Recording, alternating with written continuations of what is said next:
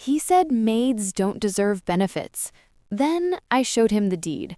But what he didn't know was I scrubbed his floors for 3 years while he called me just the help. When I asked for health insurance, he laughed in my face and said maids don't deserve benefits. So I pulled out a deed from my bag, the deed to the very mansion he thought he owned. You see, what Mr. Richard Thornwood didn't know was that I wasn't just his maid. I was the silent investor who'd been buying up his debts for months, and I'd just foreclosed on everything he had. My name is Sara Mitchell, and this is the story of how I went from scrubbing toilets to owning the estate, and why I became a maid in the first place. Before I tell you what happened next, I'd love to know, where in the world are you watching this from? Drop your country in the comments below. And if you enjoy stories about justice, redemption, and people getting what they truly deserve, please hit that subscribe button. It really helps me share more stories like this one. Now, let me take you back to where it all began. I worked at the Thornwood estate for 3 years, and for 3 years, I was invisible. My name is Sara Mitchell, but to Richard Thornwood, I was just the maid. Or sometimes, when he was feeling particularly generous with his vocabulary, the help. I'd arrive every morning at 6, let myself in through the servants' entrance, and begin my rounds through 42 rooms of marble floors, crystal chandeliers, and imported Italian furniture that cost more than most people earn in a lifetime. The estate sat on 12 acres of manicured lawns in the wealthiest zip code in Connecticut. Stone lions guarded the circular driveway. A fountain imported from Versailles bubbled day and night in the courtyard.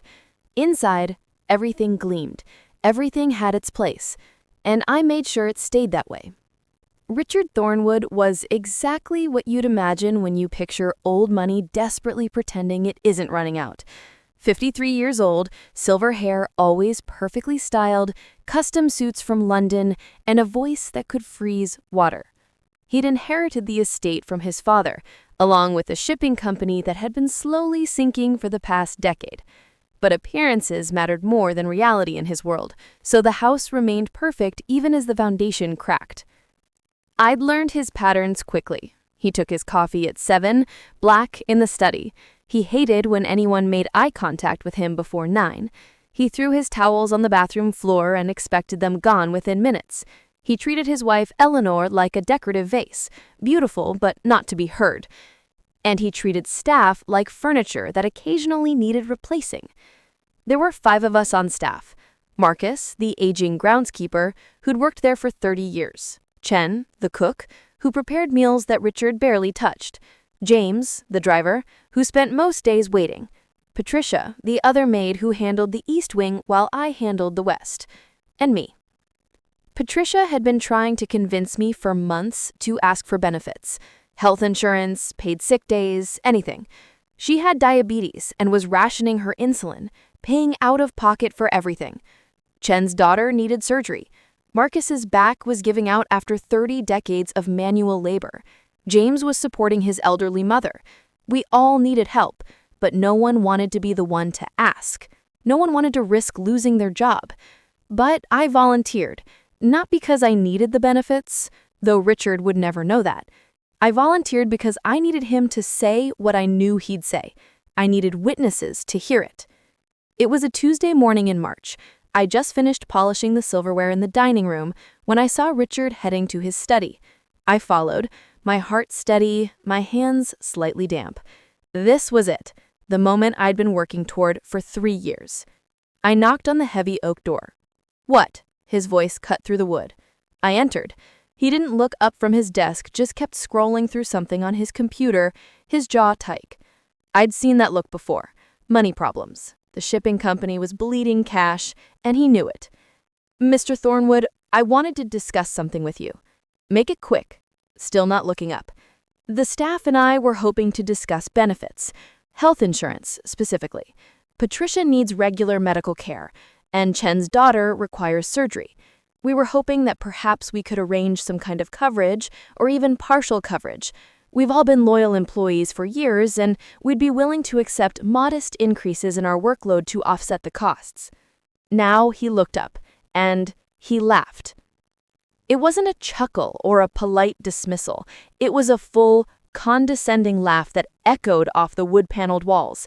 Benefits. You want benefits. For what exactly? You dust furniture and mop floors. Any high school dropout can do what you do. Do you have any idea what benefits cost? Do you understand basic economics? I understand that Patricia is rationing insulin, sir. Then Patricia should find a job with benefits. This is not a charity, Sarah. This is a private household. You're not employees, you're domestic help. There's a difference. He picked up his pen, already done with the conversation. Maids don't deserve benefits. You want benefits, go work at a grocery store. They're probably hiring. The words hung in the air. Patricia had been listening from the hallway. I'd made sure of it.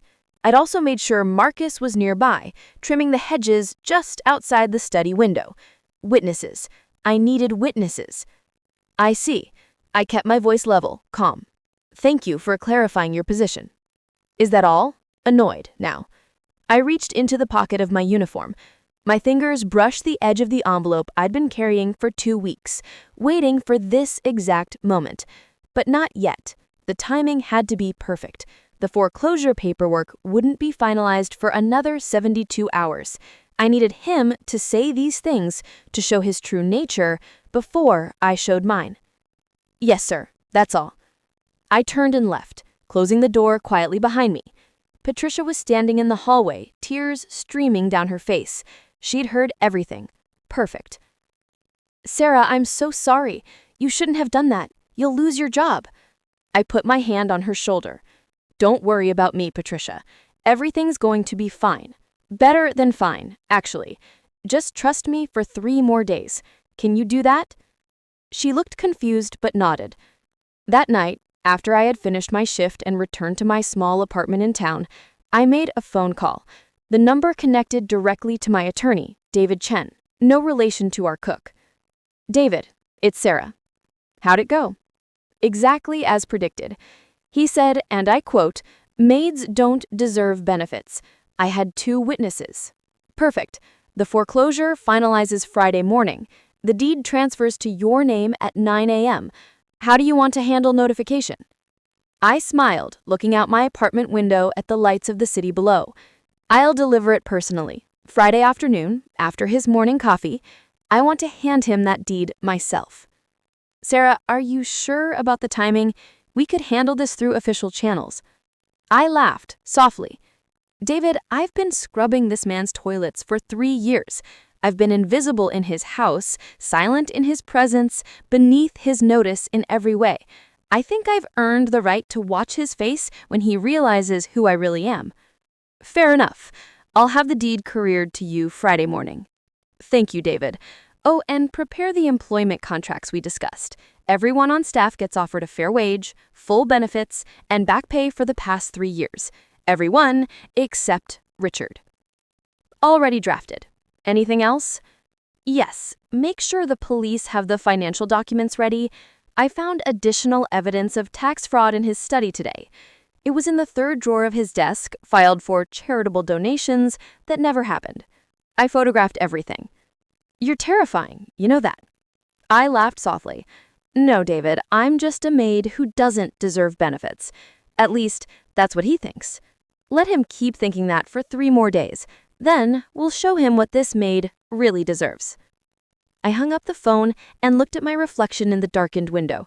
Sara Mitchell, former investment banker, MIT graduate, self-made millionaire by 30, destroyed by a scandal that wasn't even my fault, rebuilt in secret, and now 3 days away from the sweetest victory of my life. Richard Thornwood had no idea what was coming, but he would, very soon. I wasn't always a maid. 10 years ago, I was Sara Mitchell, Vice President of Acquisitions at Blackstone Capital, one of the most prestigious investment firms in New York City. I had a corner office on the 47th floor with views of Central Park. I wore Armani suits and Louboutin heels. I closed deals worth hundreds of millions of dollars before lunch. By the time I was 32, I had a net worth of $18 million, a penthouse in Tribeca, and a reputation as one of the sharpest financial minds on Wall Street. Then everything collapsed in a single day. His name was Marcus Thornwood. Yes, Thornwood, Richard's younger brother. We met at a charity gala in 2015, and I made the mistake of mixing business with pleasure. Marcus was charming, brilliant, and working on what he called a revolutionary shipping technology that would transform the industry. He needed investors. He needed my expertise. And like a fool, I gave him both, along with my heart. For 2 years, we were the golden couple of Manhattan's financial district. We closed deals together. We appeared in Forbes together.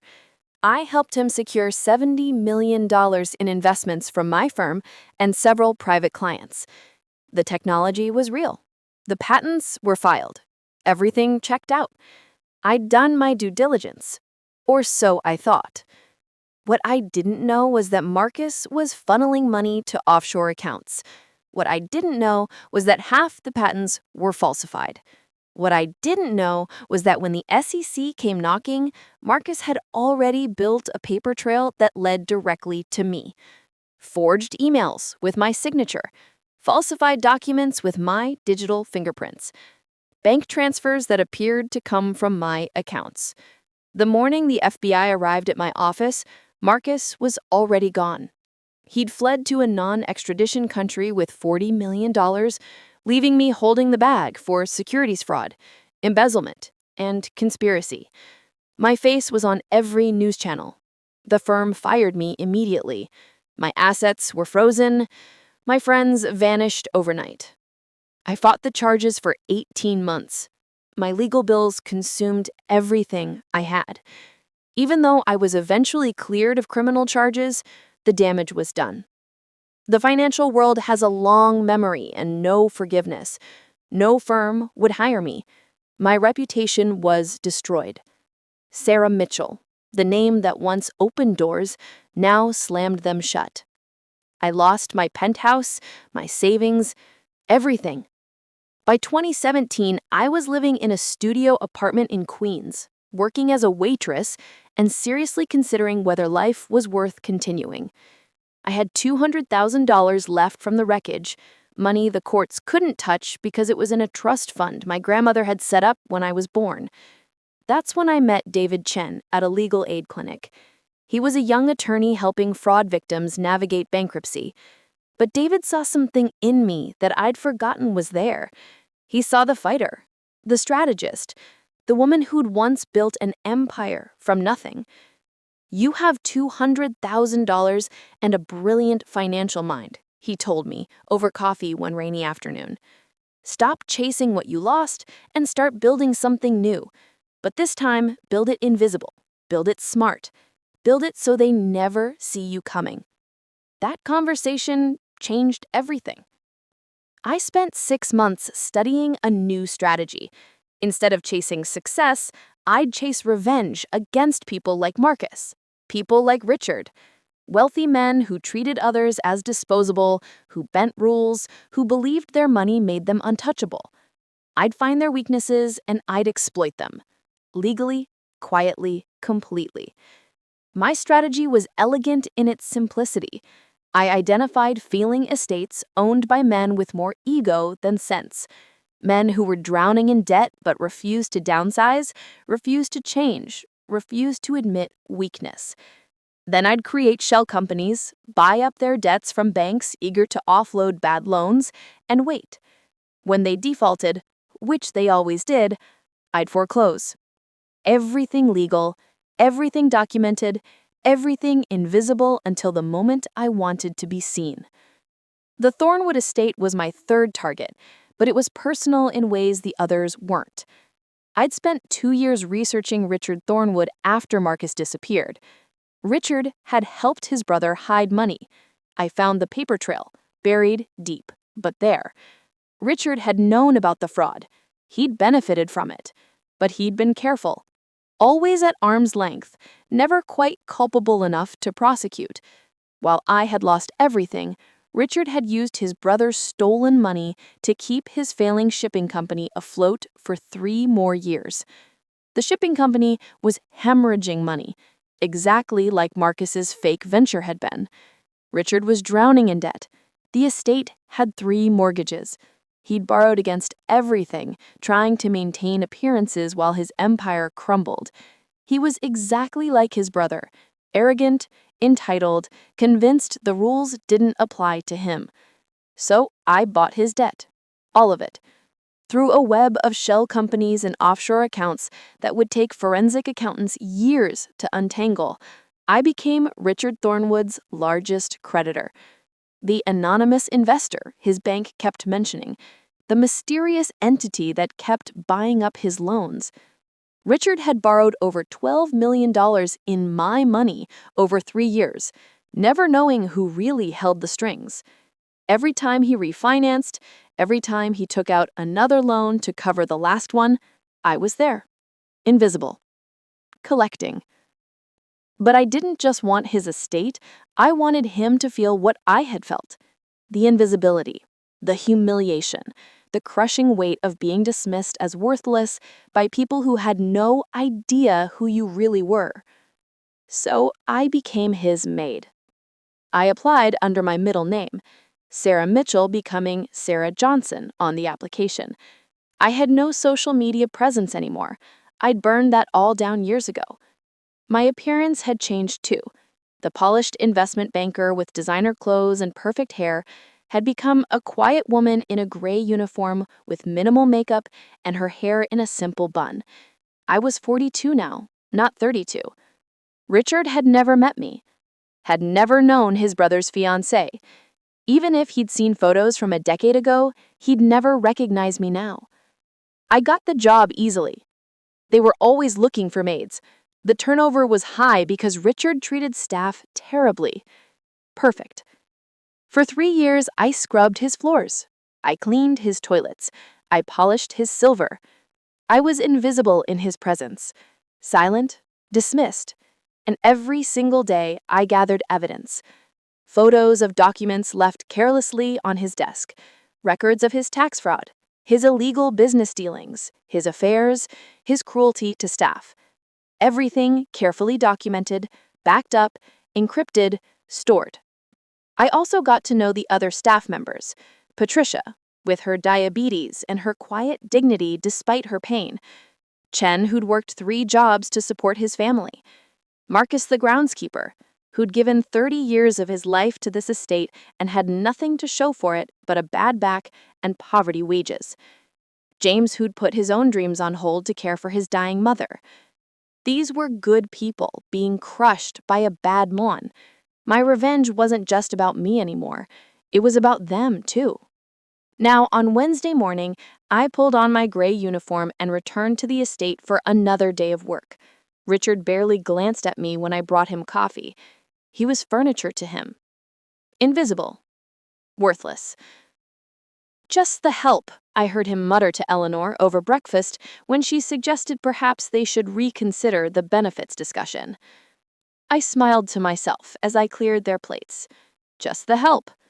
Just the woman who owned every brick of this house, who held every piece of his debt, who would destroy him in exactly 48 hours. But until then, I had floors to mop and silverware to polish. I had a role to play, and I'd play it perfectly until the final curtain. Richard Thornwood thought he knew who I was. He thought he understood the limits of my world and my worth. He had no idea that the anonymous investor crushing him financially was serving him coffee every morning. No idea that Justice wore a maid's uniform and carried a duster. Friday couldn't come fast enough, but I was patient. I'd been patient for 10 years. I could be patient for 2 more days. After all, the best revenge isn't served hot or cold. It's served personally, with a deed in hand and witnesses present. Wednesday and Thursday were the longest 2 days of my life. Every moment felt stretched, heavy with anticipation and the weight of what was coming. But I had work to do, evidence to gather, lives to document. Because this wasn't just about taking Richard down anymore. It was about making sure he stayed down, legally and permanently. Wednesday afternoon, while cleaning Richard's study, I found exactly what I needed. He'd left his laptop open, password still active, while he took a call in the garden. Slappy. Arrogant. He never imagined the help would dare to look. I had maybe 4 minutes. I pulled out my phone and started photographing. Tax returns showing charitable donations to organizations that didn't exist, offshore account statements in the Cayman Islands, emails to his accountant discussing how to hide income from the IRS, business expenses that were actually personal purchases, jewelry for his mistress charged as office supplies. It was all there, a decade of fraud laid out in neat digital files because he never thought anyone would see it. 3 minutes. I moved faster. There was a folder labeled Personal that I almost skipped, but something made me open it. Emails to a woman named Diane. Love letters, if you could call them that. Promises to leave Eleanor once the money situation stabilized. Photos. I quickly scrolled past. Hotel receipts. This affair had been going on for 2 years. I heard his footsteps returning. Quickly, I closed the laptop, returned it to exactly the angle it had been, and grabbed my cleaning cloth. When Richard walked back in, I was dusting the bookshelf. Invisible, as always. "Are you still here?" he snapped. "This room was supposed to be done an hour ago." "Almost finished, sir. Just the bookshelf remaining." He waved his hand dismissively and sat back at his desk. I finished quickly and left, my heart pounding, my phone heavy in my pocket with the evidence that would destroy him. But that same afternoon, something unexpected happened. Richard's mood deteriorated rapidly. A phone call came that I overheard from the hallway. His voice rose, panicked, angry. Words like margin call and need more time and the anonymous investor floated through the door. He was unraveling. The financial pressure was crushing him, and he was taking it out on everyone. He screamed at Chen for preparing fish instead of chicken, even though he'd specifically requested fish that morning. He berated Marcus for a single leaf on the driveway. He reduced Patricia to tears over a water spot on a mirror. And when James was 60 seconds late bringing the car around, he threatened to fire him on the spot. I watched it all, documenting everything but feeling the weight of what I was doing. These people were suffering because of my plan. Yes, Richard was always cruel, but the financial pressure I was applying was making him worse. Was my revenge worth their pain? That evening, Patricia found me in the kitchen after everyone else had left. She sat down heavily in one of the chairs, exhausted, and just started talking. She told me about 23 years working for the Thornwood family, how Richard's father had been kind, had paid for her son's education, had treated staff like family, how everything changed when Richard inherited the estate, how she'd stayed because she needed the job, needed any job, and at 61 years old with diabetes, who else would hire her? "I'm scared, Sara. He's getting worse. I think he might fire all of us.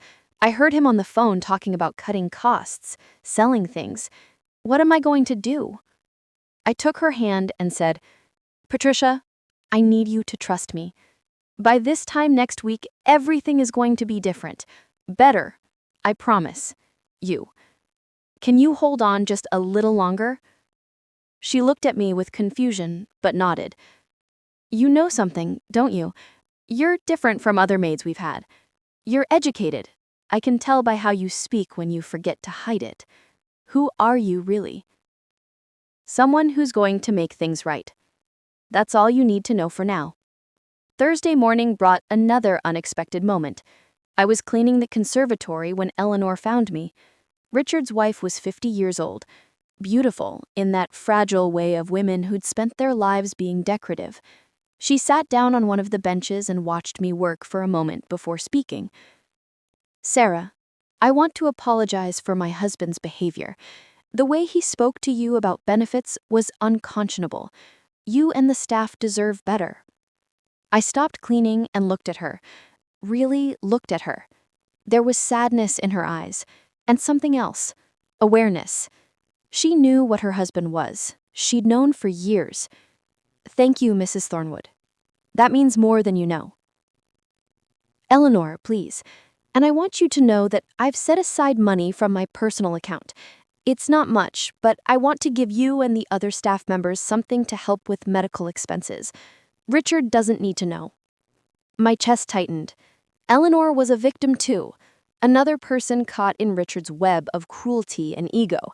I'd been so focused on revenge that I hadn't fully considered the collateral damage. His wife, who'd stayed in a loveless marriage, who was kind despite everything. What would happen to her when I took everything? Eleanor, I said carefully, in a few days, things are going to change dramatically in this household. When they do, I need you to remember that you have choices. You're not trapped. You're stronger than you think. She looked at me curiously. That's a strange thing for a maid to say. Maybe I'm a strange maid. She smiled slightly. Maybe you are. That afternoon, everything accelerated. A black Mercedes pulled up the driveway at 3 o'clock. A man in an expensive suit emerged, carrying a leather briefcase. I was cleaning the front hallway when he entered and announced himself to Richard as Stephen Morris, his financial advisor. I worked slowly, methodically, close enough to hear their conversation in the study. Richard, we need to talk about the debt situation. The anonymous investor who holds most of your loans is calling them due. All of them. Simultaneously. That's impossible. I have payment schedules, agreements. There's a clause in the contracts. If you miss 3 consecutive interest payments, they can accelerate the full amount. You missed 3 payments, Richard. They want $12.4 million by end of business Friday, or they're initiating foreclosure proceedings. Friday? That's tomorrow. Who is this person? I want to meet them, negotiate. Nobody knows. It's buried under shell companies. Whoever they are, they've been planning this for a long time. This is coordinated, Richard. This is personal. Silence. Then Richard's voice, smaller than I had ever heard it. I'm ruined. Unless you can raise $12 million overnight, yes, the estate, the company, everything will go to satisfy the debt. I heard something break, Richard throwing something against the wall. Stephen left quickly and I disappeared to the kitchen before Richard could emerge and take his rage out on whoever was nearest. Friday morning arrived gray and cold. I came to work at 6 as always, but there was a white envelope attached to the front door. Official, legal. I knew what it was before I touched it. The foreclosure notice had arrived. Inside, I could already hear Richard shouting, the sound of things breaking, Eleanor's quiet voice trying to calm him. The storm had begun, and I was about to walk directly into the center. I took a deep breath, smoothed my gray uniform, and opened the door. It was time to stop being invisible. It was time to show Richard Thornwood exactly who his maid really was. I walked into chaos. Richard was in the grand foyer. The foreclosure notice crumpled in his fist, his face crimson with rage. Eleanor stood on the stairs, her hand over her mouth. Marcus, Chen, Patricia, and James had gathered near the kitchen entrance, drawn by the shouting. $12 million! Richard screamed at no one and everyone. Due immediately. This is illegal. This is extortion. I'll sue whoever this anonymous investor thinks they are. I'll destroy them. He spotted me entering through the front door, and his eyes locked onto mine with pure venom. You, why are you standing there? Get out of my sight. Actually, you know what? You're fired. All of you are fired. I don't need staff anymore because apparently I don't have a house anymore. His voice cracked on the last words, the great Richard Thornwood reduced to hysteria in his own foyer. This was the moment I'd waited 3 years for. 10 years, really, if I counted back to when his brother destroyed my life. I reached into my uniform pocket and pulled out the envelope David had couriered to me that morning. My hands were steady. My voice, when I spoke, was calm. Actually, Mr. Thornwood, you can't fire me, because as of 9 o'clock this morning, I'm not your employee anymore. I'm your landlord. The foyer went silent. Everyone stared at me. Richard's face transitioned from red to pale white. "What are you talking about?" His voice was barely a whisper.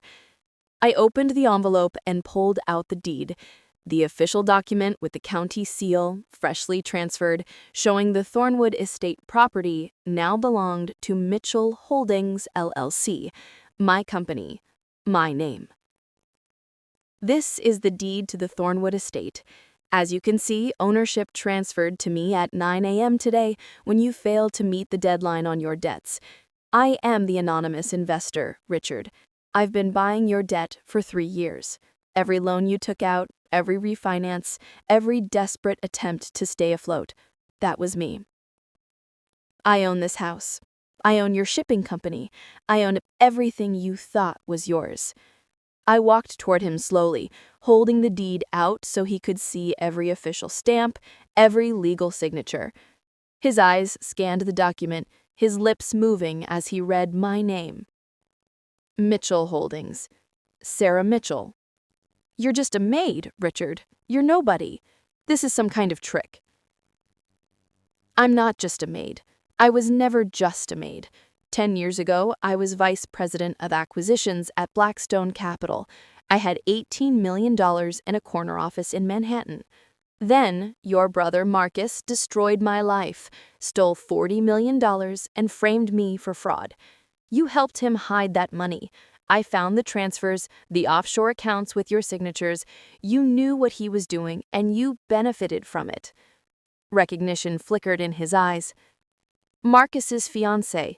You're Marcus's fiancé, but you were arrested. You were disgraced. I was cleared, eventually. Richard Thornwood was sentenced to 8 years in federal prison. Tax fraud, money laundering, conspiracy to commit securities fraud. The judge was particularly harsh because Richard showed no remorse, even during sentencing. He still believed he'd done nothing wrong, that he was the victim, that a maid had somehow cheated him out of what was rightfully his. The irony was lost on him completely. I didn't attend the sentencing. I was too busy transforming the estate into something it had never been before, a place built on dignity instead of exploitation. The first Monday after Richard's arrest, I gathered the staff in the dining room, not as their employer, but as their partner. We sat together at the long mahogany table where Richard had once held court, and I laid out my vision. This estate will become the Thornwood Center for Domestic Workers' Rights, I explained. We'll continue maintaining the property, but we'll also train other domestic workers, fair wage standards, legal rights, financial literacy, even college courses for anyone who wants them. This place that represented everything wrong with how society treats service workers will become a model for everything right. Patricia was the first to sign her contract, then Chen, Marcus, and James. Within a week, we had a full staff of 15 people, all earning living wages with full benefits. Word spread quickly. Applications poured in from workers across the state who wanted to be part of something revolutionary. Eleanor surprised me most of all. I thought she'd move into the guest house and disappear, start a quiet life away from the chaos. Instead, she knocked on my office door 3 weeks after Richard's arrest and asked if she could help. I've been useless my entire adult life, decorative, silent. I have a master's degree in social work that I never used because Richard said it wasn't appropriate for his wife to work. I want to use it now. I want to help build this. She became the center's director of worker advocacy. Together, we created programs that connected domestic workers with legal resources, healthcare, education, and community support. Eleanor threw herself into the work with the passion of someone finally allowed to be useful, to matter. We became friends, real friends. 2 women who'd both been underestimated by the same family, now building something that would outlast all of us. 6 months after the foreclosure, we held our first graduation ceremony. 20 domestic workers completed our training program in workers' rights, financial planning, and professional development. I stood in the garden where I'd once trimmed hedges while Richard screamed about a single leaf, and I watched these 20 people receive certificates that would change their lives. Patricia spoke at the ceremony. She told her story of rationing insulin, of working 23 years without benefits, of believing she deserved nothing more. Then she told them about the morning everything changed, about the maid who turned out to be something else entirely. Sara taught us that our worth isn't determined by how others see us. It's determined by how we see ourselves and what we're willing to fight for, Patricia said. After the ceremony, Eleanor and I sat on the terrace with glasses of wine, watching the sun set over the estate that had once represented oppression and now represented hope. "Why did you do it this way?" Eleanor asked. "You could have just foreclosed on Richard and been done with it. Why become a maid? Why spend 3 years being invisible and humiliated?" I'd asked myself that question many times because I needed to understand. When I lost everything 10 years ago, I experienced what it felt like to be dismissed, to be invisible, to have people look through you like you don't exist. But it was temporary for me. I knew I'd rebuild. For people like Patricia, like Chen, like millions of domestic workers everywhere, that invisibility is permanent. Society has decided they don't matter. I needed to live that reality, not just observe it from above. And I needed Richard to say those words while I was standing there as his maid. I needed him to reveal exactly who he was before I revealed who I am. Eleanor nodded thoughtfully. "You mentioned that this was your third target. What happened to the other 2 estates?" I smiled. "The Berkshire Manor is now a cooperative housing community for service workers. The Ashford Estate is a tuition-free culinary school. Same model. Identify wealthy men drowning in debt and ego, buy their debts, foreclose, transform the properties into something that serves the people they once exploited." "How many more are you planning?" "As many as it takes. I have the resources, the strategy, and the motivation. There are plenty of Richard Thornwoods in this world, plenty of estates built on the backs of invisible workers. I'm going to find them, acquire them, and transform them, one mansion at a time." 2 years after the foreclosure, the Smithsonian contacted me. They were creating an exhibit on labor rights movements in America and wanted to include the story of the Thornwood Center. They asked if I had anything from that time I'd be willing to donate. I went to my closet and pulled out the gray uniform I'd worn for 3 years. The uniform I'd been wearing when Richard said maids don't deserve benefits. The uniform I'd been wearing when I handed him the deed that destroyed his world. I held it for a long moment, remembering. The weight of invisibility, the strength it took to remain silent when every instinct screamed to fight back. The patience required to play the long game when revenge could have been immediate. Then I carefully folded it and placed it in the archival box the museum had provided. The exhibit opened 6 months later. My gray uniform was displayed behind glass with a placard that read, "Worn by Sara Mitchell while working undercover as a domestic worker. Mitchell, a former investment banker, spent 3 years as a maid while systematically acquiring the debt of her employer, ultimately foreclosing on the estate and transforming it into the Thornwood Center for Domestic Workers' Rights." This uniform represents both the invisibility of domestic workers in American society and the hidden power of those society chooses not to see. I stood in front of that display on opening day, surrounded by domestic workers from across the country who'd come to see it. Patricia stood next to me, healthy now, her diabetes managed with proper health care. Eleanor was there too, along with Chen, Marcus, and James. "Do you ever regret it?" a young reporter asked me. "The years you spent invisible? The humiliation?" I looked at the uniform behind the glass.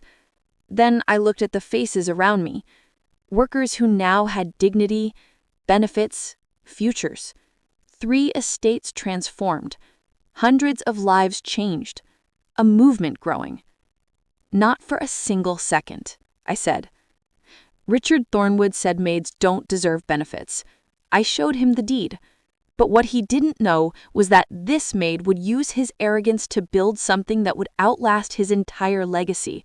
That's not revenge. That's justice. And it was worth every moment. The uniform stayed in that museum, a symbol of invisible workers everywhere. But I didn't need it anymore. I had 3 more estates identified.